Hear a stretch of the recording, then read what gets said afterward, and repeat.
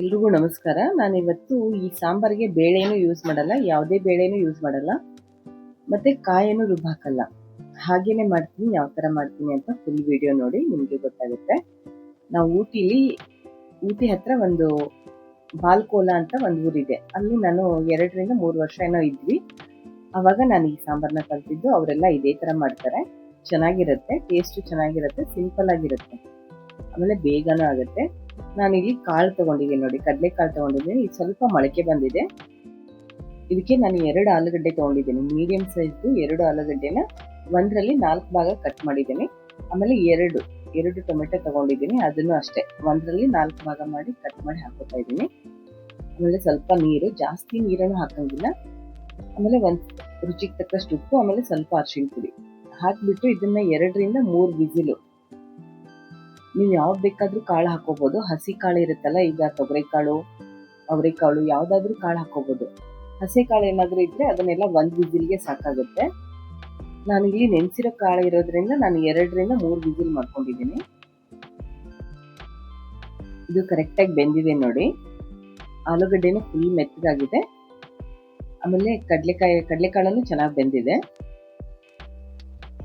ಅವರೆಲ್ಲ double beans ಅದೇ ತರ ಅವ್ರು ತಾವು ಏನ್ ಬೆಳೀತಾ ಇದ್ರು ಅದನ್ನೇ ಸಾಂಬಾರೆಲ್ಲ ಮಾಡೋರು. ಈಗ ಆಲೂಗಡ್ಡೆ ಇದೆಯಲ್ಲ, ಇದನ್ನ ಸ್ವಲ್ಪ ಸ್ಮ್ಯಾಶ್ ಮಾಡ್ಕೊಳ್ಳೋದು. ಪೂರ್ತಿ ಎಲ್ಲ ಹಾಕಿರೋ ಆಲೂಗಡ್ಡೆನ ಎಲ್ಲಾನು ಸ್ಮ್ಯಾಶ್ ಮಾಡಂಗಿಲ್ಲ, ಸ್ವಲ್ಪ ಮಾತ್ರ ಅದರಲ್ಲಿ ಒಂದು ಆಲೂಗಡ್ಡೆನ ಸ್ಮ್ಯಾಶ್ ಮಾಡ್ಬೇಕಷ್ಟೇ. ಸ್ಮ್ಯಾಶ್ ಮಾಡಿ ಇದಕ್ಕೆ ಸಾಂಬಾರ್ ಪುಡಿ ಹಾಕ್ತೀನಿ. ನಾವು ಮನೇಲಿ ಮಾಡ್ತೀವಲ್ಲ, ಈ ಕಾಳುಗಳು ಬೇಳೆ ಕಾಳು ಮಸಾಲೆ ಎಲ್ಲ ಮಿಕ್ಸ್ ಮಾಡಿರ್ತೀವಲ್ಲ, ಆ ಸಾಂಬಾರ್ ಪುಡಿ ಆದ್ರೆ ಇದಕ್ಕೆ ಚೆನ್ನಾಗಿರುತ್ತೆ. ನಿಮ್ಮ ಹತ್ರ ಆ ಥರ ಮಸಾಲೆ ಪೌಡರ್ ಇಲ್ಲ ಅಂದ್ರೆ ನೀವು ಅಂಗಡಿಯಿಂದ ಯಾವ್ದಾದ್ರು ತಗೊಂಡ್ಬಂದಿದ್ರೆ MTR ಸಾಂಬಾರ್ ಪುಡಿ, ಅದನ್ನು ಹಾಕೋಬಹುದು. ಅದನ್ನೆಲ್ಲ ಹಾಕಿ ಕಲಿಸ್ಬಿಟ್ಟು ಇದನ್ನ ಒಂದು 5ರಿಂದ 10 ನಿಮಿಷ ಚೆನ್ನಾಗಿ ಕುದಿಸ್ಬೇಕು. ಇದು ಕುದ್ಮೇಲೆ ಸ್ವಲ್ಪ ಗಟ್ಟಿ ಆಗತ್ತೆ. ಮತ್ತೆ ಆಲೂಗಡ್ಡೆನ ನಾನು ಹೇಳ್ದಂಗೆ ಎಲ್ಲಾನು ಸ್ಮ್ಯಾಶ್ ಮಾಡಂಗಿಲ್ಲ. ತುಂಬಾ ಎಲ್ಲಾನು ಸ್ಮ್ಯಾಶ್ ಮಾಡಿದ್ರೆ ಅದು ತುಂಬಾ ಗಟ್ಟಿ ಆಗ್ಬಿಡುತ್ತೆ ಸಾಂಬಾರ್. ಅವಾಗ ಈ ತರ ಒಂದ್ಸರಿ ಮಾಡಿ ನೋಡಿ, ನಿಮ್ಗೇನೆ ಇಷ್ಟ ಆಗುತ್ತೆ. ಆಮೇಲೆ ಇದು ಬರೀ ಅನ್ನಕ್ಕೇನೆ ಅಂತಲ್ಲ, ಮುದ್ದೆಗೂ ಚೆನ್ನಾಗಿರುತ್ತೆ. ಯಾರಾದ್ರೂ ಫಸ್ಟ್ ಟೈಮ್ ನೀವು ನನ್ನ ವಿಡಿಯೋನ ನೋಡ್ತಾ ಇದ್ರೆ ಸಬ್ಸ್ಕ್ರೈಬ್ ಮಾಡ್ಕೊಂಡು ನೋಡಿ. ನಿಮ್ಗೆ ಥಿಕ್ನೆಸ್ ಯಾವ ತರ ಬೇಕೋ ಆ ತರ ಇಟ್ಕೊಳ್ಳಿ, ಆದ್ರೆ ತುಂಬಾ ನೀರ್ ಹಾಕಿದ್ರೂ ಚೆನ್ನಾಗಿರಲ್ಲ. ಈಗ ಇದಕ್ಕೆ ಒಂದು ಸಿಂಪಲ್ ಆಗಿ ಒಗ್ಗರಣೆ ಕೊಡ್ತೀನಿ ಅಷ್ಟೇ. ಸಾಸಿವೆ, ಕರಿಬೇವು, ಆಮೇಲೆ ಬೆಳ್ಳುಳ್ಳಿ ಜಜ್ಜಿರೋದು ಅಷ್ಟೇ. ಸ್ವಲ್ಪ ಹಿಂಗ್ ಹಾಕ್ತೀನಿ. ಇದು ಹಾಕ್ಬಿಟ್ಟು ಒಗ್ಗರಣೆ ಮಾಡಿಬಿಟ್ಟು ಮತ್ತೆ ಒಂದು 5 ನಿಮಿಷ ಇದನ್ನ ಚೆನ್ನಾಗಿ ಕುದಿಸ್ತೀನಿ. ಅವಾಗ ಸಾಂಬಾರ್ ರೆಡಿ ಆಗುತ್ತೆ. ಊಟಿಲೆಲ್ಲ ಅವ್ರು ಯಾವ ತರ ಅಂದ್ರೆ ಬರೀ ಆಲೂಗಡ್ಡೆನೇ ಯೂಸ್ ಮಾಡೋದು. ಏನೇ ಮಾಡಿದ್ರು ಬರೀ ಆಲೂಗಡ್ಡೆ. ಆಮೇಲೆ ಅವ್ರು ಬೆಳೆಯೋದನ್ನು ಆಲೂಗಡ್ಡೆ, ಕ್ಯಾರೆಟ್. ಆಮೇಲೆ ಜಾಸ್ತಿ ಆಲೂಗಡ್ಡೆನ ಸ್ಟಾಕ್ ಮಾಡಿ ಇಟ್ಕೋತಾ ಇದ್ರು ಮನೇಲೆಲ್ಲ. ಒಂದು 6 ತಿಂಗಳಿಗೆ ಆಗೋಷ್ಟು ಆಲೂಗಡ್ಡೆನ ಇಟ್ಕೋತಾ ಇದ್ರು. ಚೆನ್ನಾಗಿರೋದು ಅಲ್ಲಿ ಆಲೂಗಡ್ಡೆ. ಈ ತರ ಸಾಂಬಾರ್ ಮಾಡಿಬಿಟ್ಟು ಅವರು ಒಂದು ಪಲ್ಯನ ಮಾಡ್ತಾರೆ. ಆಲೂಗಡ್ಡೆನೆ ಹಾಕ್ಬಿಟ್ಟು ಯಾವ ಸೊಪ್ಪಿರುತ್ತೋ ಆ ಸೊಪ್ಪಿಗೆನೆ ಆಲೂಗಡ್ಡೆ ಹಾಕಿ ಒಂದು ಪಲ್ಯನ ಮಾಡ್ತಾರೆ ಈ ಸೈಡ್ಗೆ ಅನ್ನದ ಜೊತೆಗೆ. ಚೆನ್ನಾಗಿರುತ್ತೆ. ಅದು ಯಾವತ್ತಾದ್ರೂ ಒಂದಿನ ತೋರಿಸ್ತೀನಿ ನೋಡಿ. ಈಗ ಒಗ್ಗರಣೆ ಎಲ್ಲ ಆದ್ಮೇಲೆ ಈಗ ಇದೊಂದು 5 ನಿಮಿಷ ಕುದಿಸ್ತೀನಿ. ಅವಾಗ ಇನ್ನೂ ಸ್ವಲ್ಪ ಗಟ್ಟಿ ಬರುತ್ತೆ, ಚೆನ್ನಾಗಿರುತ್ತೆ ಸಾಂಬಾರು. ಈಗ ಸಾಂಬಾರ್ ರೆಡಿ ಆಯ್ತು ನೋಡಿ.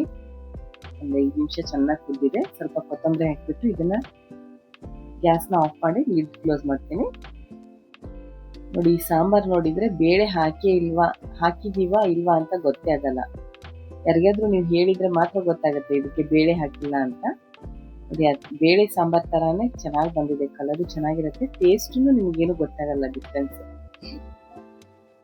ಸಾಂಬಾರ್ ಹೇಗೆ ಅನಿಸ್ತು ಅಂತ ಒಂದು ಕಮೆಂಟ್ ಅಲ್ಲಿ ತಿಳಿಸಿ. ಹಾಗೆ ನಿಮಗೇನಾದ್ರೂ ನನ್ನಿಂದ ಯಾವ್ದಾದ್ರು ವಿಡಿಯೋ ಎಕ್ಸ್ಪೆಕ್ಟೇಷನ್ ಇದ್ರೆ ಅದನ್ನ ನನಗೆ ತಿಳಿಸಿ. ನಾನು ಅದೇ ವಿಡಿಯೋನ ಅಪ್ಲೋಡ್ ಮಾಡಕ್ ಟ್ರೈ ಮಾಡ್ತೀನಿ. ಆ ವಿಡಿಯೋನ ಮಾಡಿಬಿಟ್ಟು ಅಪ್ಲೋಡ್ ಮಾಡಕ್ ಟ್ರೈ ಮಾಡ್ತೀನಿ.